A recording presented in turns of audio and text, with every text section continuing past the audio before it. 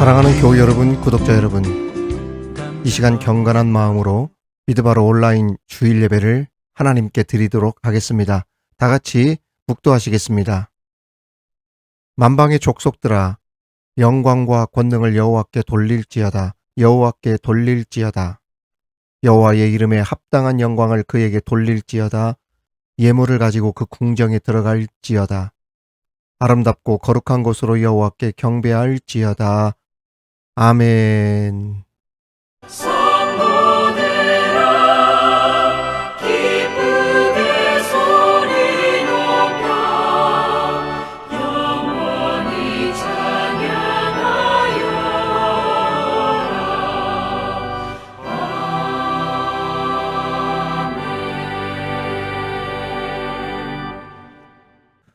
모든 찬양과 경배를 받으시기에 합당하신 아버지 하나님, 세상 모든 민족과 나라 가운데 우주 만물의 근원이 되신 우리 하나님의 이름이 높임을 받기를 원합니다. 주님을 예배하는 이 시간, 주의 영이 가득하게 하시며 주님의 보혈로 우리의 모든 죄가 씻어지게 하여 주옵소서. 주님의 임재 가운데 세상 모든 걱정, 근심이 사라지게 하시고 세상이 주지 못하는 평안과 기쁨이 예배를 통해 더운 여름날에 내리는 소낙비와 같이 부어지는 시간이 되게 하여 주옵소서.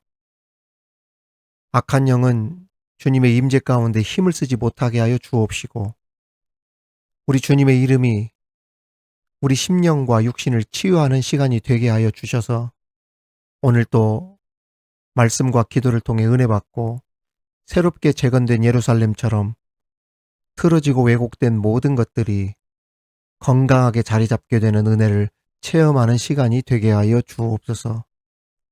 모든 영광 우리 주님 홀로 받으시옵기만을 예수님의 이름으로 기원하옵나이다. 아멘. 지금은 하나님과 나만이 아는 죄를 침묵으로 자백하오니.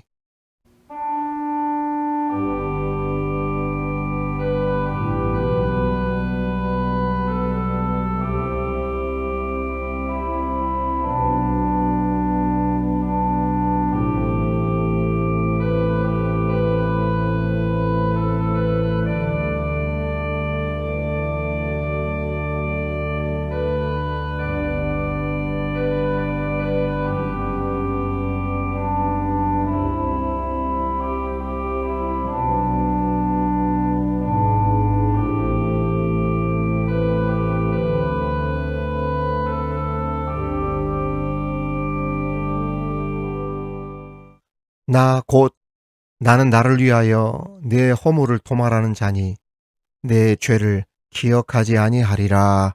아멘. 나는 전능하신 아버지 하나님 천지의 창조주를 믿습니다. 나는 그의 유일하신 아들 우리 주 예수 그리스도를 믿습니다. 그는 성령으로 잉태되어 동정녀 마리아에게서 나시고 본디오 빌라도에게 고난을 받아 십자가에 못 박혀 죽으시고 장사된 지 사흘 만에 죽은 자 가운데서 다시 살아나셨으며 하늘에 오르시어 전능하신 아버지 하나님 우편에 앉아 계시다가 거기로부터 살아있는 자와 죽은 자를 심판하러 오십니다. 나는 성령을 믿으며 거룩한 공교회와 성도의 교제와 죄를 용서받는 것과 몸의 부활과 영생을 믿습니다. 아멘.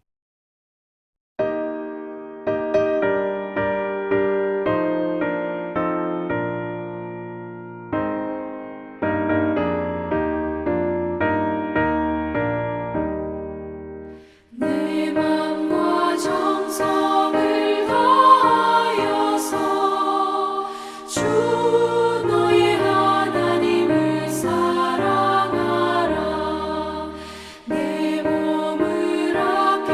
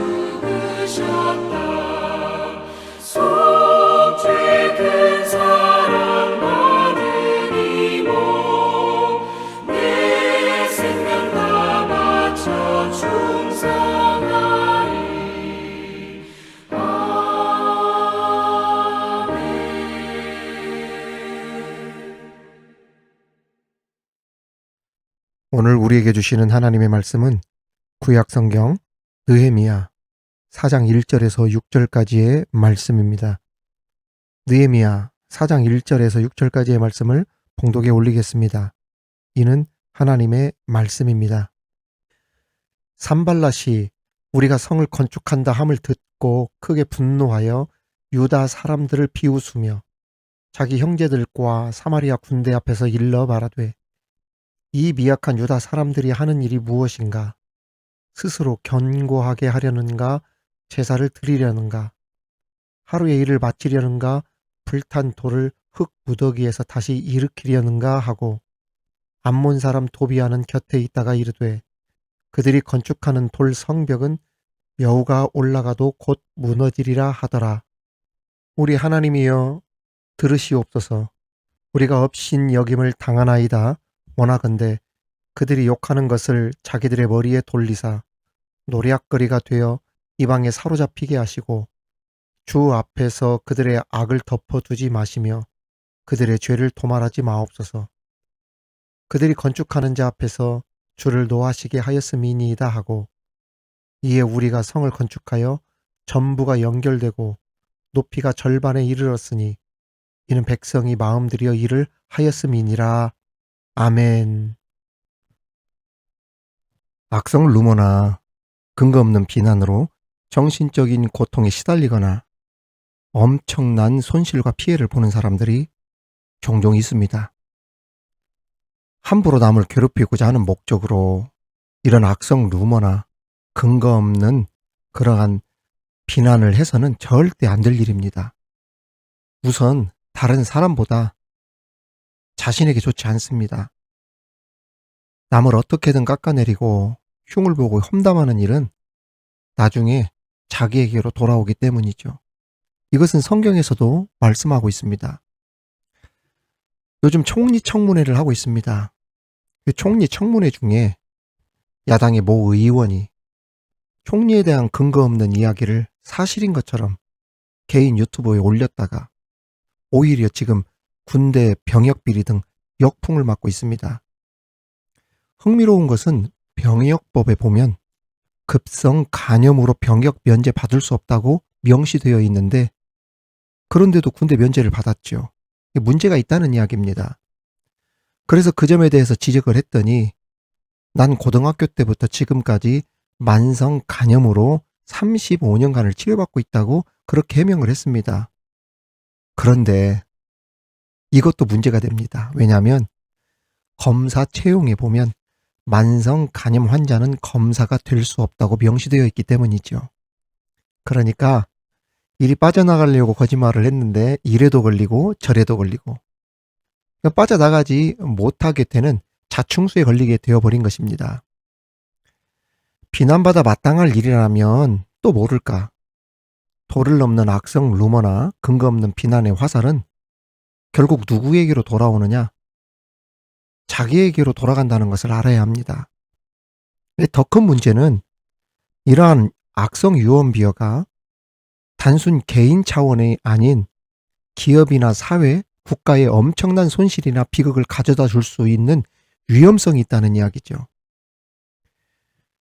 제가 언젠가도 오래전에 말씀드린 적이 있는데 1923년 일본 도쿄를 중심으로 관동 대지진이 일어났습니다. 이 지진으로 인해서 10만 명에서 15만 명 정도의 사람이 사망 또는 실종하게 되었는데 도시의 4분의 3이 잿더미가 된 일이 있었죠.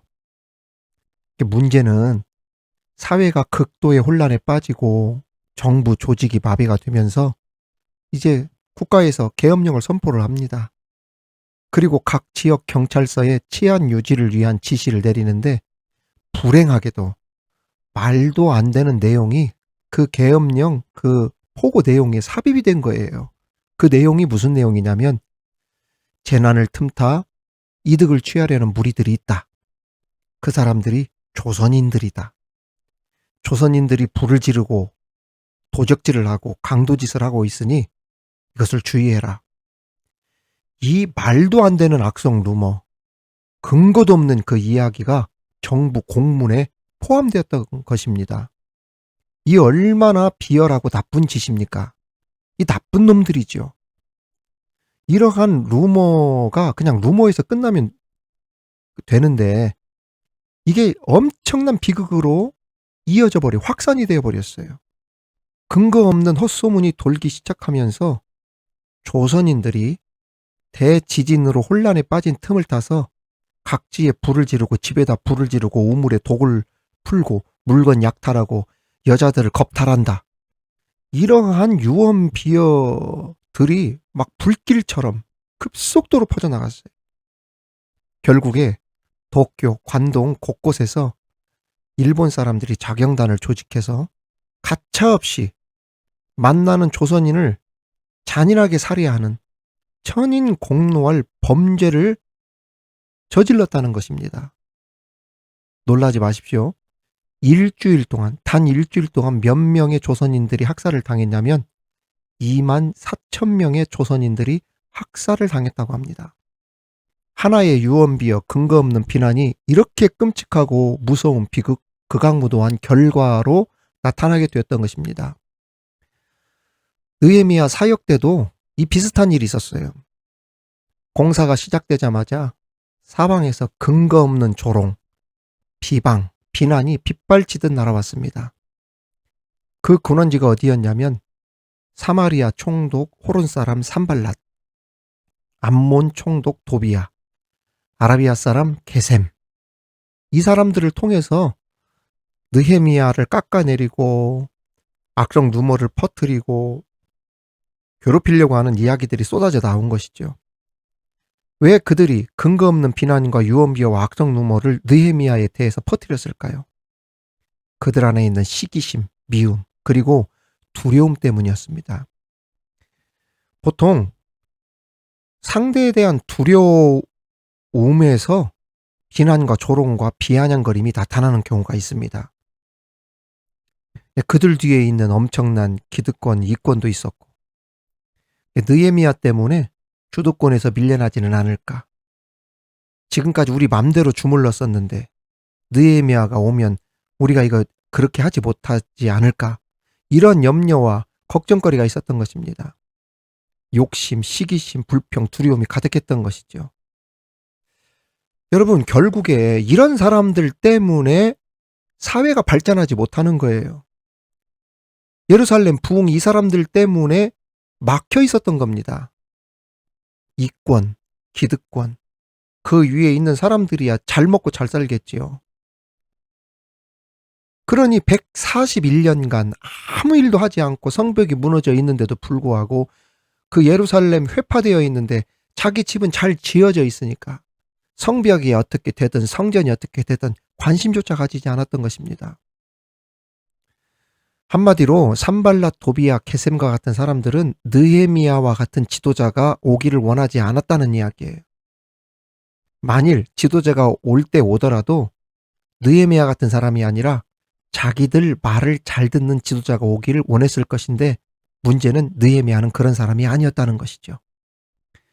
산발랏, 도비야, 게셈과 같은 이러한 엉터리 지도자들이 원하는 지도자는 어떤 사람들이었냐?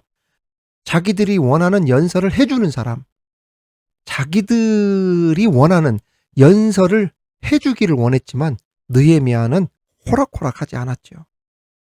그저 느헤미야는 성경의 바른 역사관을 가지고 하나님 중심의 말씀을 전하니 그들의 입장으로는 눈에 가시였던 것입니다.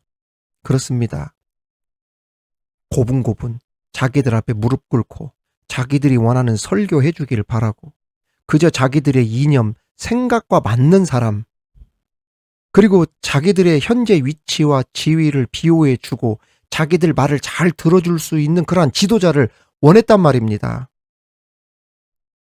자기들 말 잘 들어주면, 자기들의 기득권을 잘 지켜준다면 141년 동안 예루살렘에서 호의호식하며 누리었던 모든 것들을 함께 제공해주고 소위 오늘로 말하면 월급도 많이 올려주고 무슨 잘못이 있어도 눈 감아주고 그렇게 잘 살 수 있게끔 해줄 텐데 느헤미야는 그런 사람이 아니었던 것입니다. 나한테 무릎 한 번만 꿇으면 여기 있는 거 다 주겠다. 내 말 잘 듣는 지도자가 되어줘라. 그랬는데 느헤미야는 그들이 생각하는 그러한 주의 종이 아니었던 것입니다. 그러니 어떤 일이 벌어지겠어요? 당연히 느헤미야를 괴롭히겠죠. 그를 쫓아내야 되는 명분도 만들어야 되겠고. 그런데 느헤미야는 너무 완벽하다 보니까 흉볼 게 없어. 유언비어 만들어야 되지. 조작해야 되지. 그 조작된 내용을 가지고 비난거리 만들어야지. 조롱해야지. 공격해야지. 죽이려고 맨날 모이면 모의해야지. 그래도 안 죽으니까 느헤미야가 두려웠던 것입니다. 특별히 느헤미야를 정말 두려워했던 이유가 성경 오늘 말씀에도 나오지만 일에 대한 성과와 효능과 그리고 이를 추진하는 능력이 금방 나타났다는 점이에요. 예루살렘에 그렇게 할 일이 많은데도 산발라 도비야 게셈과 같은 지도자들 허구한 날 모여서 노래하고 술만 마시고 일도 하지 아니하고 백성들의 그 세금 쓰는 일에만 그냥 혈안이 되어가지고 어떻게 하면 돈을 더 뜯어갈까 이러한 생각을 가졌던 사람들과는 다르게 느헤미야는 도착하자마자 매일매일 순시하고 아무도 모르게 밤에 몇몇의 참모들과 함께 성 곳곳을 다니면서 무엇을 고쳐야 하고 무엇 때문에 발전이 더디고 있는가, 누가 잘못하고 있는가, 어떠한 시스템 때문에 이렇게 되었는가 이런 걸 보면서 그 일에 대한 효능감들이 막 나타나니까 너무 대조적인 거예요. 지금까지 우리가 산발라 도비야 게셈 그 밑에서 우리가 지냈었는데 이놈들이 진짜 나쁜 놈들이었구나. 그걸 보게 되었던 겁니다. 그래서 두려웠던 것이고 그래서 느헤미야를 죽이려고 했던 것이죠. 여러분 이런 이야기 들어보신 적 있습니까? 일을 시키는 사람보다 시킨 일을 잘했나 확인하는 사람이 더 무섭다. 지금 대통령도 그런 류의 사람이라고도 하지만 그 예전에 사실 정주영 회장이라고 그 회장이 직원들에게 자주 했던 유명한 말 있잖아요. 여러분 아십니까? 직원들이 이거 너무 힘들다고 이거 못할 것 같다고 그러면 뭐라고 합니까? 해봤어? 해보고 말한 거야? 얼마나 유명한 일을 합니까? 정주영 회장은 날마다 직원들에게 일을 시키기보다 그 시킨 일에 대해서 확인했다잖아요. 해봤냐고. 확인하면서 열심히 일을 하면 성과가 눈에 보입니다. 그래서 보수가 돌아서는 거예요. 나하고 색깔이 틀리니 처음에는 무조건 싫다 하던 사람들도 말로 들은 것보다 훨씬 일을 잘하는 것을 보고 요즘 많이 돌아섰다고 하지 않습니까? 그렇습니다. 여러분 잘 들으세요. 숫자는 거짓말을 못합니다. 실제로 불가능했던 예루살렘 재건이 느헤미야가 지휘를 한 이후부터 어떻게 됩니까? 전격적으로 공사가 시작되잖아요. 141년 동안 한 번도 도전도 안 하고 일도 안 하고 이렇게 많이 무너졌는데 우리가 어디서부터 손을 써야 되나 공약만 막 늘어놓고 그랬었던 일이 느헤미야가 온 이후부터 착착착 진행이 되는 거예요.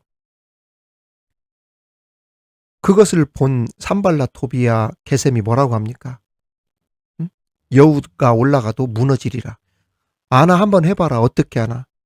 며칠 흐지부지 하다 말겠지. 그런데 하루아침에 일이 시작하면서 일사불란하게 움직이는데 효능감이 팍팍 나타난 겁니다. 느헤미야를 쫓아내려 했던 사람, 방해했던 사람, 주의 종을 누르려고 했던 사람, 이 사람들이 궁지에 몰리기 시작한 겁니다. 여러분 그런데 그 궁지에 몰린 그 적대자들이 쉽게 물러납니까? 아닙니까? 그렇지 않아요. 그들은 지금 거기에서 그 자리에서 지금 물러난 상태가 아니기 때문에 아직까지 힘이 있는 거예요. 그래서 느헤미야와 끝까지 싸웁니다. 여러분 악한 영은 쉽게 물러서지 않습니다. 느헤미야 쫓아내려고 더욱더 여론전 펼치죠. 폄훼하지요. 도를 넘는 악성 루머 근거 없는 이야기로 떠들고 사람들 여론전 펼치고 막 그러잖아요. 그 말씀이 오늘 본문 말씀입니다. 그럼에도 느헤미야는 적대자들을 지혜롭게 잘 다루면서 결국은 승리하게 됩니다. 자, 그러면 오늘 말씀을 보면서 느헤미야가 적대자들을 어떻게 다루고 그 어려운 순간을 어떻게 극복해 나갔는지 그 비결을 배우며 함께 은혜를 나누도록 하겠습니다. 첫 번째 우리에게 주시는 교훈은 적대자들이, 원수들이 자주 쓰는 전략을 분별할 줄 알아야 한다는 겁니다. 적대자들, 원수들이 가장 즐겨 쓰는 전략 중 하나가 바로 남을 비웃거나 깎아내리거나 얕보거나 놀리는 조롱과 야유라는 것입니다. 자, 오늘 말씀 1절, 2절 봅시다. 산발랏이 우리가 성을 건축한다 함을 듣고 크게 분노하여 유다 사람들을 비웃으며 자기 형제들과 사마리아 군대 앞에서 일어 말하되 이 미약한 유다 사람들이 하는 일이 무엇인가? 스스로 경고하게 하려는가? 제사를 드리려는가? 하루의 일을 마치려는가? 불탄 돌을 흙무더기에서 다시 일으키려 하는가? 그렇습니다. 적대자들이 자주 쓰는 전략 중 하나가 뭐냐? 미약한 자들이라고 약점을 건든다는 겁니다. 여기서 미약하다는 말은 불쌍하고 보잘것없는 놈들이라는 뜻입니다. 이 말은 느헤미야야, 너같이 무능한 놈들이 무슨 성벽을 쌓겠다는 거냐?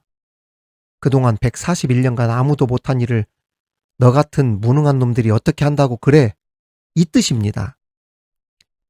그런데 그들의 이 비난이 아주 근거 없는 건 아니었어요. 그동안 유다인들은 성벽을 쌓을 수 없을 만큼 약했었습니다. 그렇게 못해왔죠. 유다 사람들의 가장 가슴 아픈 이 약점이고 상처고 가시입니다. 그런데 그 아픈 상처와 약점을 산발랏, 토비야, 게셈이 건든 겁니다. 여러분 잘 들으세요. 뚱뚱한 것 때문에 컴플렉스가 있는데 이 뚱뚱보야라고 실제적인 이야기를 하면 이거 사실인데도 불구하고 큰 상처가 됩니다. 자, 공부를 못했어요. 학교를 못 다녔어요. 그런데 그 못 배운 사람에게 무식하다고 하면 그것이 사실이다 할지라도 큰 상처와 한이 되어버리는 거예요. 그런데 적대자들은 이런 식으로 사람을 공격합니다. 그 사람이 가지고 있는 가장 취약한 부분, 약점을 건들죠. 그렇습니다. 이 산발랏, 도비야, 게셈은 이제 막 포로 생활을 마치고 예루살렘에 돌아와 서로 도우며 일을 시작하려고 으쌰으쌰 하고 있는데 이 불쌍하고 보잘것없는 놈들아, 너희들이 무얼 하겠다는 거냐? 이런 약점을 건들면서 사기를 뚝뚝 떨어뜨리게 했던 것입니다. 이런 비아냥, 조롱을 사탄이 가장 즐겨 쓰는 방식이고 적대자들이 가장 즐겨 쓰는 방법임을 우리는 분별할 줄 알아야 합니다. 성도 여러분, 우리 구독자 여러분, 적대자가 여러분의 약점을 집중 공격할 때 오히려 약함을 통해 강하게 하시는 하나님이 계심을 믿고 그 약함을 오히려 자랑하는 수준에까지 이르기를 주님의 이름으로 축원합니다. 두 번째로 적대자들이 자주 쓰는 전략 중에 하나가 신앙 문제로 시비를 건다는 겁니다. 오늘 말씀에 보니까 대적자들이 제사를 드리는가라고 합니다. 성벽을 쌓은 후 그 위에 올라가 예배라도 드리려고 하느냐라고 하면서 유다인들의 신앙을 비웃었습니다. 소위 너희들이 언제부터 예배를 드렸다고 그래? 너희들이 기도한다고 해서 예배한다고 해서 이 성벽 문제가 해결될 것 같으냐? 이러한 신앙적인 의심을 부채질하는 조롱을 했던 겁니다. 종종 우리 믿음의 사람들이 세상에 살다 보면 세상 사람들로부터 이런 비슷한 조롱을 들을 때가 있습니다. 야, 네가 뭐 교회 다닌다고 예수 믿는다고 해서 이 문제가 뭐 해결될 것 같아? 네가 뭐 교회 다닌다고 다 복을 받냐? 이러한 식의 조롱이죠. 사랑하는 교우 여러분, 구독자 여러분, 세상 어떤 것이 우리의 신앙 문제를 가지고 걸고 넘어지려 해도 여러분의 변치 않는 믿음을 꿋꿋이 보여줄 수 있는, 어떤 풍랑에도 흔들리지 않는 믿음을 보여줄 수 있는 우리 모든 성도들, 구독자들 되시기를 주님의 이름으로 축원합니다. 또한 적대자들이 자주 쓰는 전략 중에 하나가 뭐냐? 공개적인 비난입니다. 여러분 이거 잘 들으셔야 됩니다. 2절 상반절에 보면 자기 형제들과 사마리아 군대 앞에서 일러 말하되 라고 했어요. 적대자들은 의도적으로 조롱과 비난과 야유를 많은 사람들 앞에서 공개하는 일들을 아주 잘 사용합니다. 그러니까 왜 많은 사람들 앞에 공개할까요? 그 이유가 있습니다. 자신의 유언비어가 사실인 것처럼 확신을 심어주기 위해서 그러는 거예요. 거짓말이지만 많은 사람들에게 조작한 거지만은 막 심어주기 위해서 의도적으로 군중 심리를 막 조장하는 거죠. 도비야도 3절 후반절에 공개적으로 너희들이 쌓은 돌 성벽은 여우가 올라가도 무너지리라. 발자국도 남기지 않을 정도로 가벼운 여우가 올라가도 지탱하지 못하고 무너질 형편없는 빈약한 성벽을 쌓는다. 이렇게 많은 군중들 앞에서 조롱했습니다. 아마 이 여우 이야기를 할 때에는 많은 사람들이 박장대소를 하면서 낄낄거리며 웃었을 것입니다. 적대자들이 이러한 일들을 많이 해요. 먼저 개인 유튜버에다가 막 띄우죠. 그러면 마치 이 방송을 본 사람이 사실인 것처럼 알고 그러한 것들을 이용해서 플래카드 걸고 사실인 것처럼 막 보여주는 거죠. 거짓이기 때문에 진짜인 것처럼 그런 식의 전략을 막 사용한단 말입니다. 여러분, 근거 없는 비난을 가지고 공개하면서 공격하는 술수와 전략을 우리 믿음의 사람들은 두려워하지 마시기 바랍니다.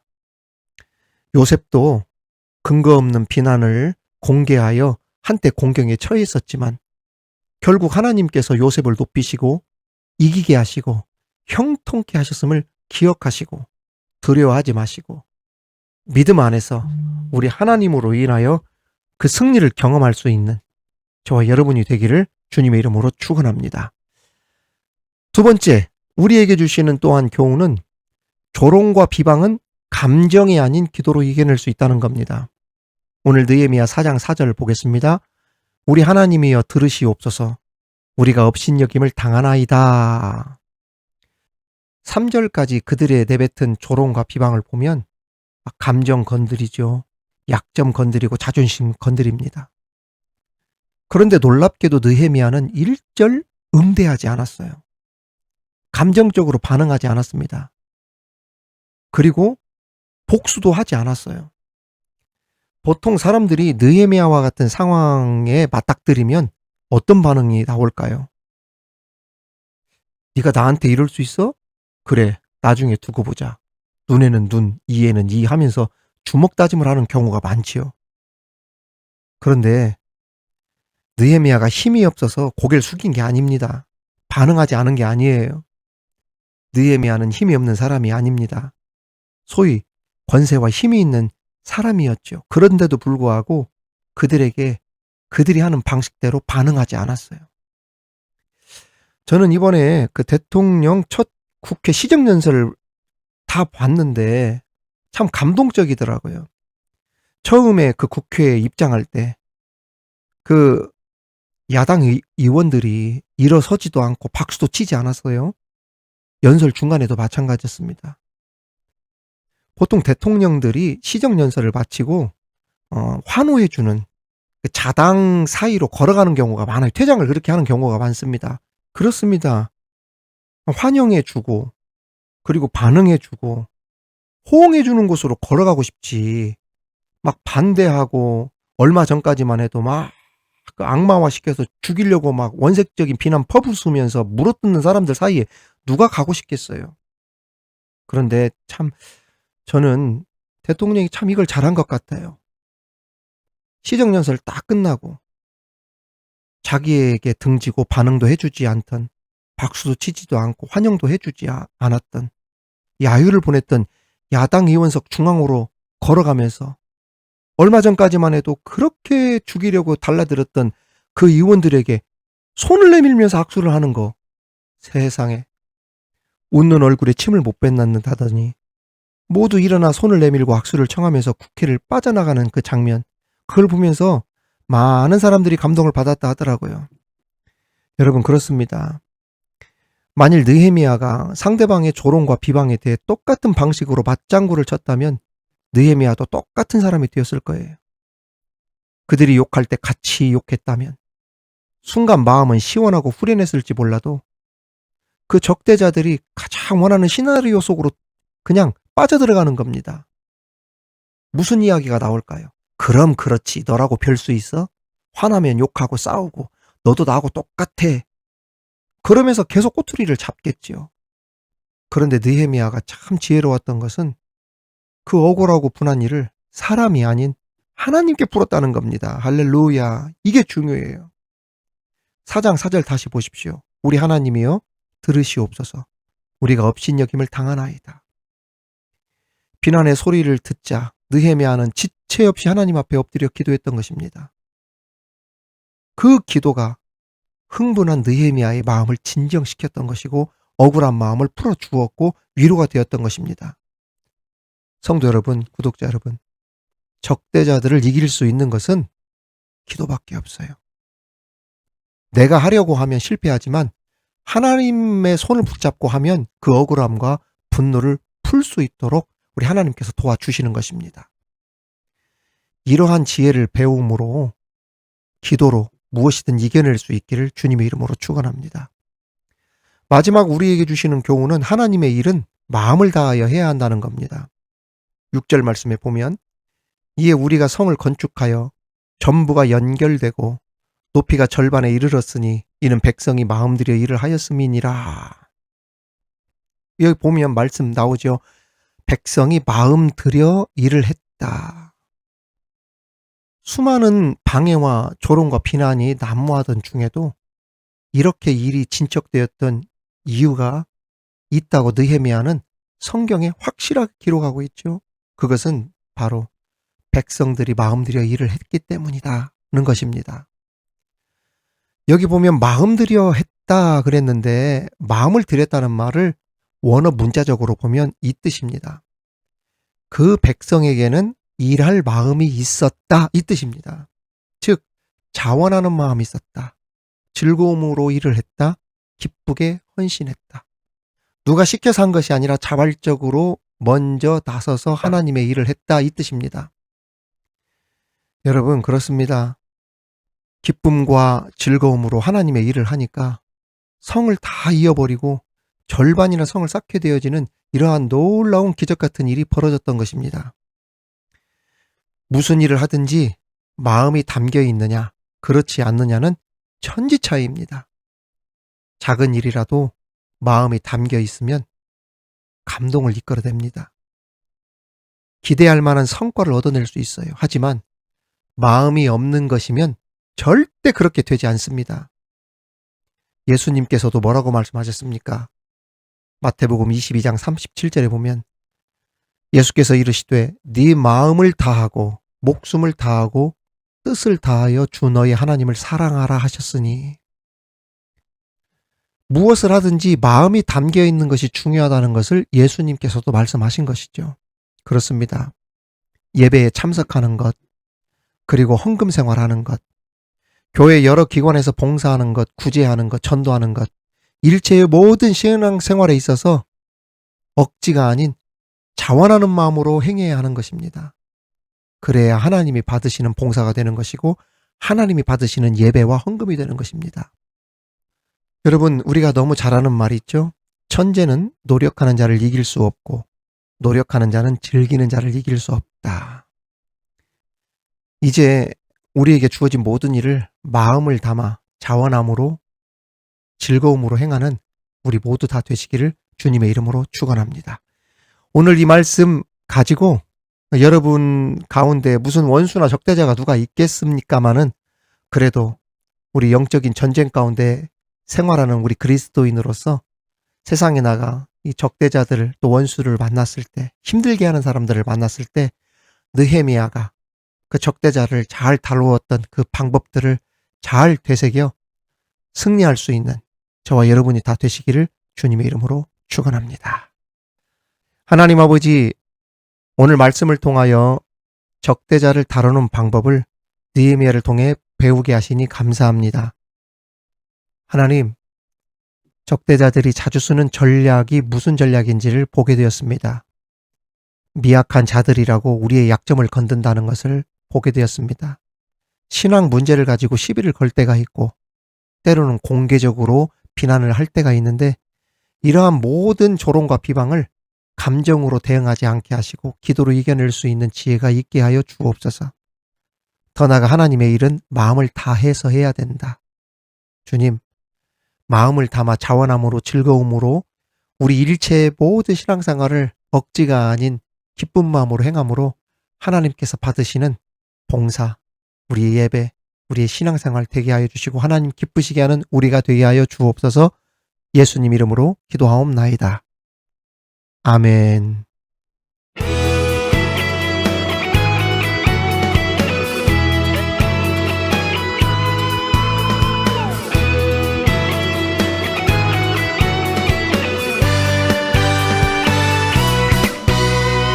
나의 등 위에서 나를 도우시는 주, 나의 인생 길에서 지치고 고나여 매일처럼 주저앉고 싶을 때 나를 밀어주시네. 일어나 걸어라, 내가 새 힘을 주리니. 일어나 너 걸어라, 내 너를 도우리. 나의 등 뒤에서 나를 도우시는 주, 평안히 길을 갈 때 보이지 않아도 지치고 곤하여 넘어질 때면 다가와 손 내미시네. 일어나 걸어라, 내가 새 힘을 주리니. 일어나 너 걸어라, 내 너를 도우리.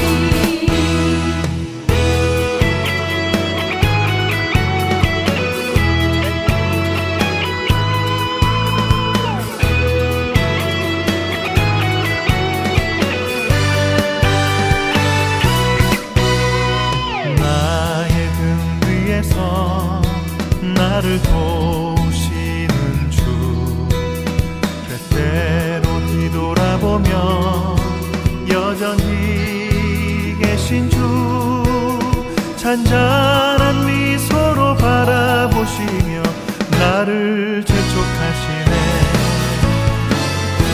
일어나 걸어라, 내가 새 힘을 주리니.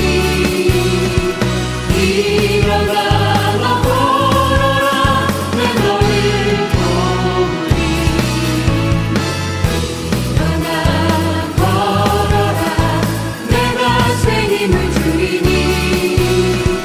일어나 너 걸어라, 내 너를 도우리. 일어나 걸어라, 내가 새 힘을 주리니. 일어나 너 걸어라, 내 너를 도우리.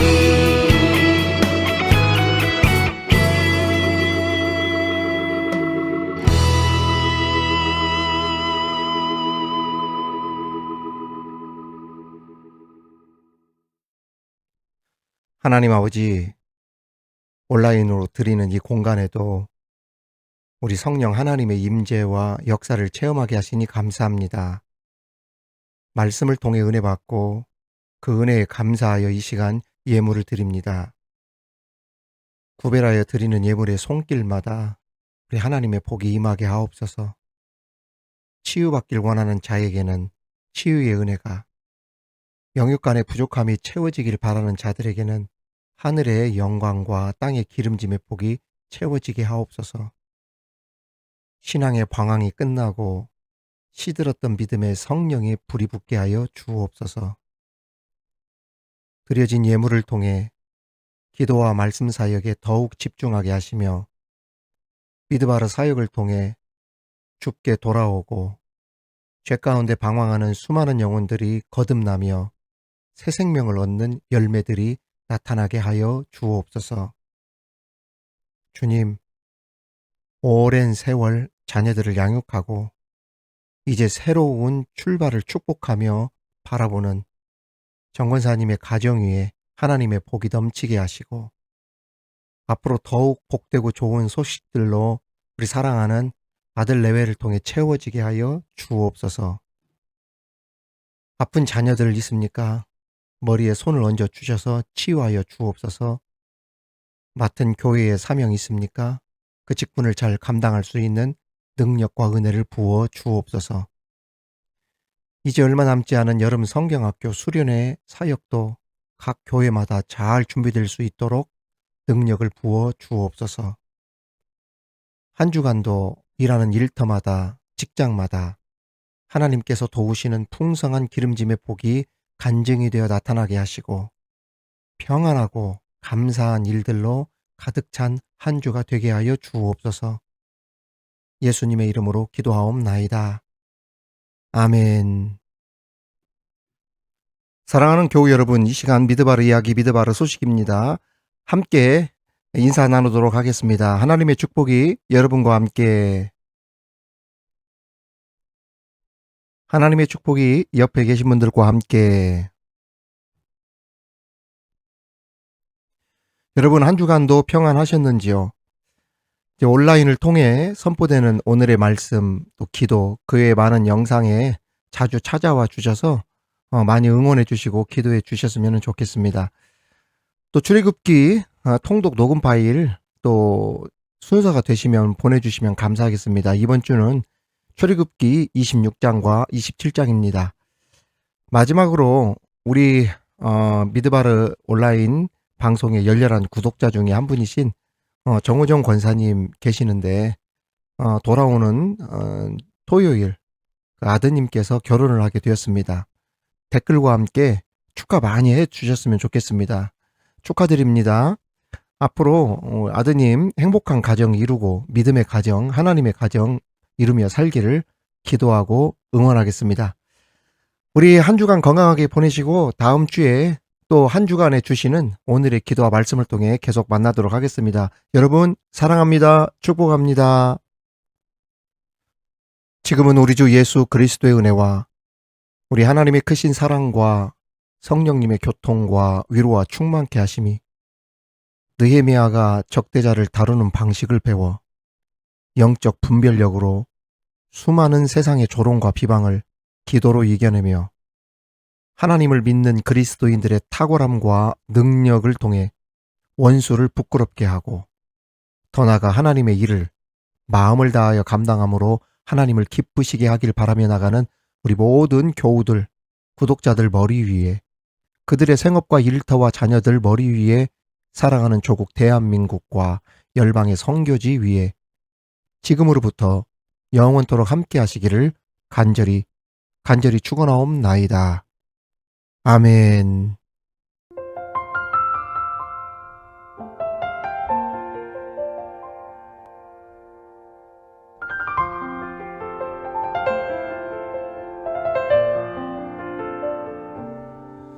승리가 무엇인 줄 아는가? 승리가 무엇인 줄 아는가? 더 좋고 편한 가능성의 유혹을 절연히 잘라버리고 오직 주님만 따라가는 것 바로 승리라네.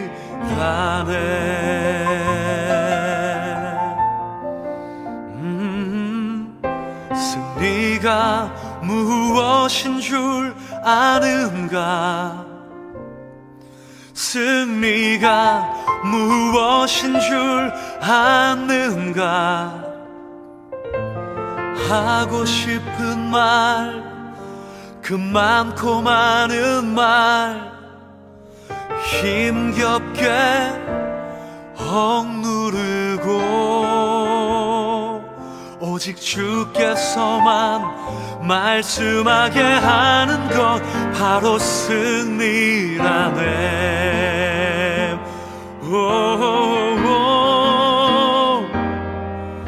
결과가 어떠해도 주님만 빛나시고 주님 평안 내 안에 있으면 그것이 바로 승리라.